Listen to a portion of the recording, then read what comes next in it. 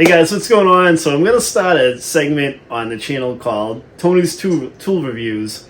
So what I wanted to do, I've been thinking about this for some time now. Steve and I deal with a lot of tools when we're working on cars.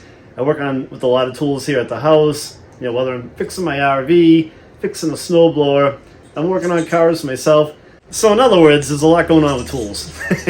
So what I'll do is we'll start to throw some videos up of tools that I've used or we have, or tools that have been given to us. Like Toro gives us, some snow blowers and stuff like that, and some tools to use in the summertime. We've got some great stuff we got to do this spring once the grass starts to grow.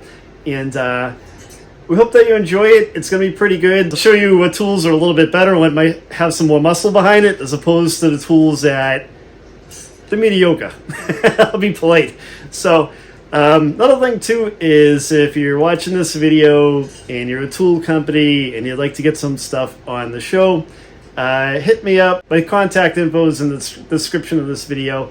Reach out and we'll figure something out. But yeah, we like to use stuff of quality. We don't like tools that break on us, when we're trying to work on something, especially cars. When you're working on cars, you're trying to get the job done, get it done right. The last thing you want to have happen is a tool to break on you. So to the best of our ability, we use the best stuff around. Tools that we use, some of them are expensive, some of them aren't so expensive. So we'll, as we go along here, we'll get some more tools on the channel and on the show. I think you guys are going to enjoy it. So if you have any questions, or if this are the tools that you'd like to see, leave a comment in this video and I'll reply back to you. We'll check it out. Thanks so much, you guys.